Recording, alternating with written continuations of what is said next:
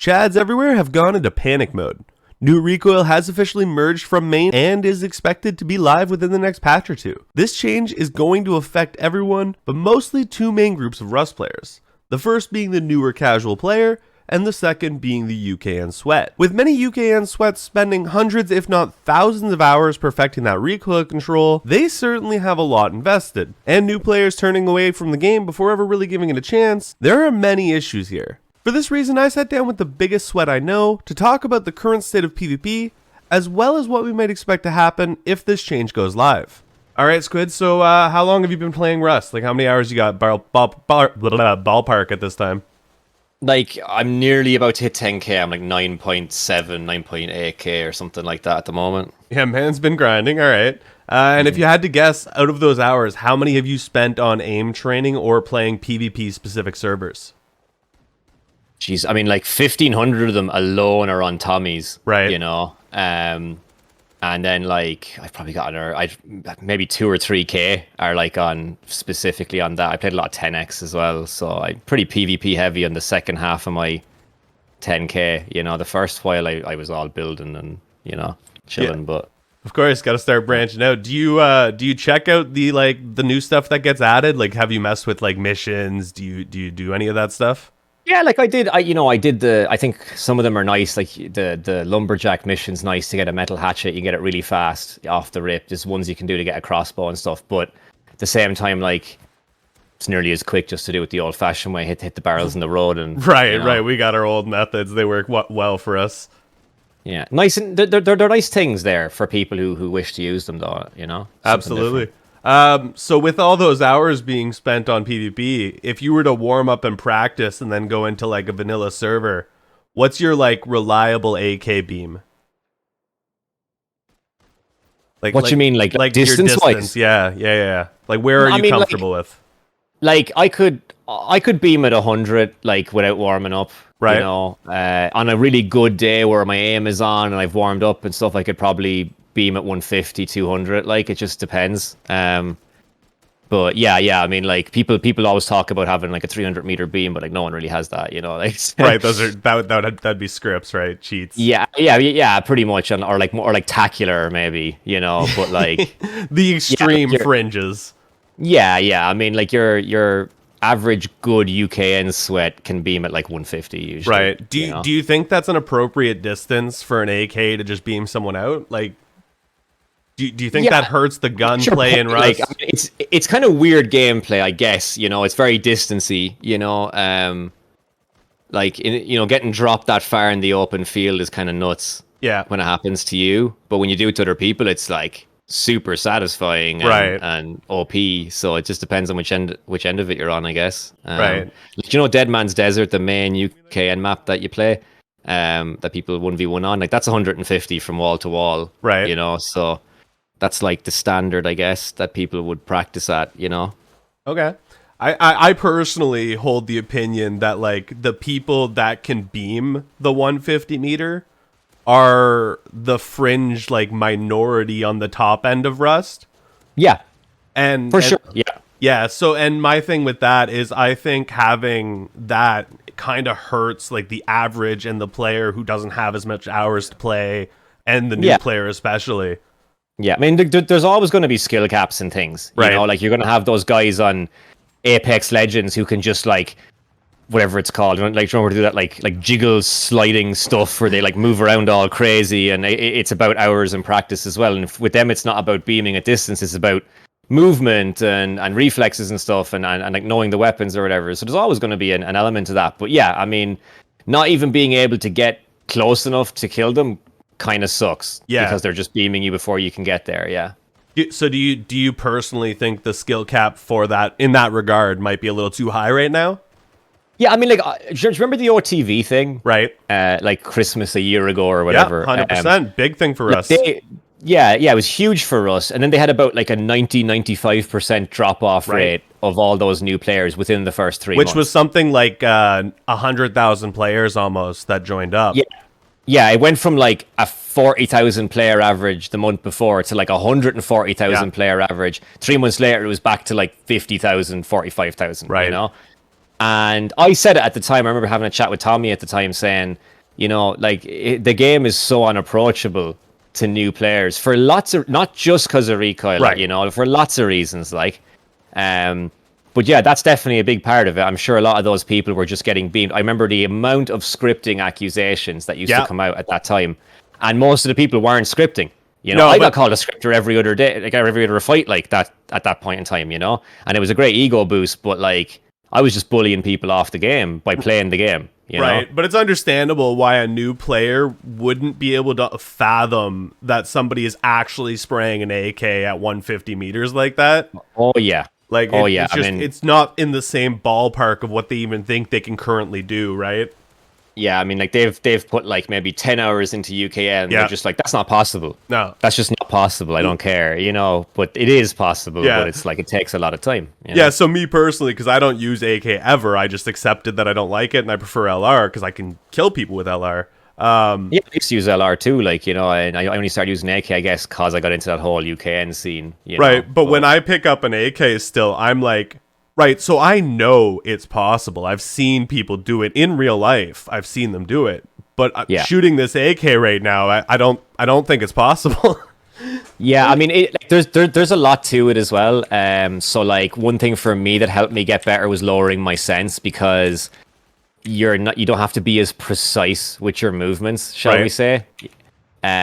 You're drawing a larger version of that shape, but like that's not the only thing that makes you go. Like, yeah, practice is a big thing, and you can be a high sense beamer, but yeah, it's definitely something that puts people off. Like when you first try and do it, it's like, this isn't possible. Fuck this, or it's not fun, or whatever. Right, But when so you start hitting those shots, you get into it.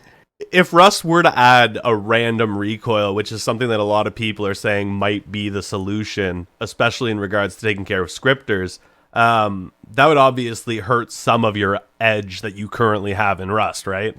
Yeah, for sure.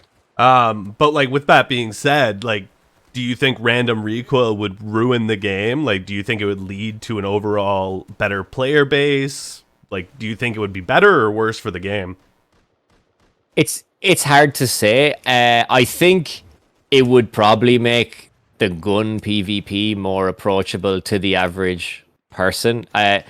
You like I've been joking, kind of saying, oh, it's gonna screw over the old fuckers like me because like I have, I can outplay some of these young lads because I have the muscle memory for it. Whereas like the random recoil be more about like reacting in the moment to what's Right. happening with the gun.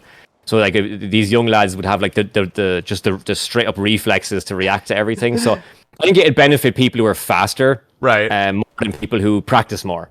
So it'd Okay. be more of a like natural skill thing than a practiced skill thing. Which I don't know. I mean that's a matter of opinion whether that's a good thing or not. Like I say, I like it the way it is, Right. but I'm not adverse to it changing.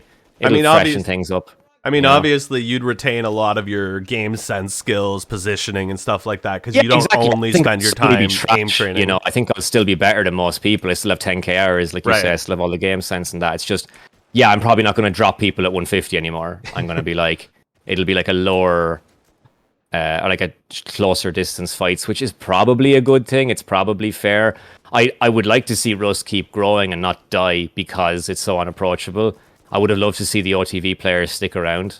Absolutely, it would be so I nice think- to have all those yeah. players in. Yeah, I mean, honestly, I think they kind of fucked up by not realizing this stuff sooner. Yep. They should have done this before the OTV thing happened. Right. But I think it was the OTV thing blowing up in their faces and stuff made them realize all of this. And they've spent the last year trying to make the game more approachable with quests, with different balance changes, taking the jump out of Dome. Yeah. Like all these little things they did were all, people called them like OTV changes or whatever. Should have been done a while ago. It's quality of life changes. Yeah. So like now, okay, like you had all these new players, and then you didn't change things in time, and they all left, and now you're just changing things and pissing off the veterans. I think the goal with this would be shortly after their changes. They're probably going to try to do another type of OTV push. Yeah, I think that'd be what they'd have to do. And they'd need to somehow tell all these people who bought the game before and didn't like it, like, hey, it's changed a lot in the last year. Right, they would have to do a little bit of advertising, but honestly, the streamers and stuff, I think, will take care of a lot of that for them. Just YouTube videos and all that kind of thing. Yeah, if they throw a bit of money at it, they should be able to get the awareness up. Absolutely. So obviously, even with your 10K hours, if they completely screw you over by throwing in random recoil, you're not quitting, right? No, I don't think so. I mean, God, they'd really have to fuck it up, wouldn't they, for me to not want to play the game at all? Because it's not like it's the I don't only enjoy spraying. It's like the only part of the game I enjoy. I mean, Right. the bow play in Rust is really cool, even though I don't do it as Brim. much anymore. Yeah. No, look, I mean, like, I think I stand with what a lot of the other like sweaty, more level-headed sweaty players say, which is like, look, I'm gonna miss it, but if it freshens up the game and makes it more accessible to everyone else, I'm willing to give it a go. Yeah. I've personally found that a lot of people who call themselves veterans are people who started on full release, and there's a massive difference in the mentality from a vet to a legacy player. Oh, 100%, yeah. Where like the legacy players are like, yeah, this is just a change in a long line of change. It's not even the first recoil change. Like, bring it on. Yeah, whereas like I've only played with this recoil. Like I'm a new gen player. Right. A legacy player would call me a new gen player. Right. Yep. I see it as like there's like legacy, then there's like new gen, then there's like OTV. Yep. You know. Yep. And new gen be calling OTV new gen, but it's like, nah, you don't even know. Like we played with zombies and rat animals. Yeah, no, I know I'm new gen, you know, like I totally accept that. I don't have the froggy boots, you know. Right. So, but yeah, look, we'll see what happens. Hopefully they don't fuck it up too much. If it's still fun to play, I'm down. I'm down to see what happens. I will miss just beaming, you know. Well, it's hard not to enjoy that beam, but I think that beam comes at the detriment to so many players that even if the beamers all quit, for every one beamer who quits, at least 10 other players will stay. Yeah. Yeah, and also we didn't mention one other thing, which is, and I don't think it's the core reason they're doing it. I think the things we talked about, you know, making the game more approachable is why they're doing it. Yeah. But a side benefit will be hopefully scripting will just become a thing at the past. Oh, yeah, absolutely. So, I mean, personally, I think, so if they do a random recoil, that kills scripts, right? And the small percentage of people that would still want to cheat from scripters, because I think a lot of scripters script because of the ridiculously high skill cap. Yeah. So the small percentage that do convert to other types of cheats are then playing hard cheats that can be detected by auto detection and stuff. Yeah, they'll get banned in like within 300 hours instead of 3,000 hours. Right. You know, it's a massive difference in how quickly we'll see that cheater off the game, and I think that is so good for the game.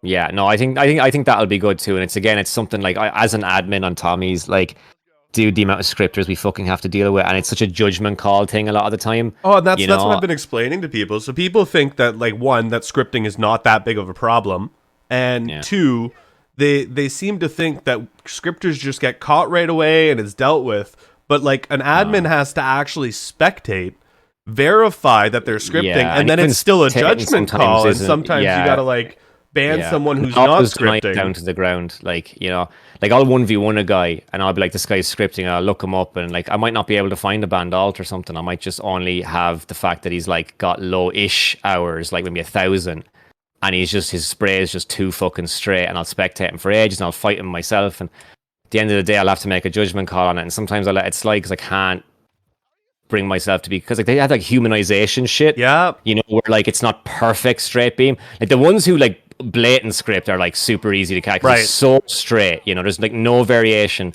in any bullet. But I don't think that's the majority of the scriptors. Most of them are humanized enough that it's hard. It's really, really hard, you know. So yeah, like I think that problem, because those guys are nearly worse in my eyes than the other cheaters, because as I said the other day, I can't catch them. You can't catch them, and they pretend they're legit. Like a guy who's flying around aimbotting everyone, he's being laughing a cunt. about it. Yeah, like no one's under any illusion what's going on. Whereas these other guys actually want the pat on the back and the respect. You're just bad. I'm so much better than you. Yeah, learn to spray shitter. I used to know this guy who had 11,000 hours who eventually got banned for scripting, and he used to tell everyone to get good and learn how to fucking spray. That's and the irony of it, like.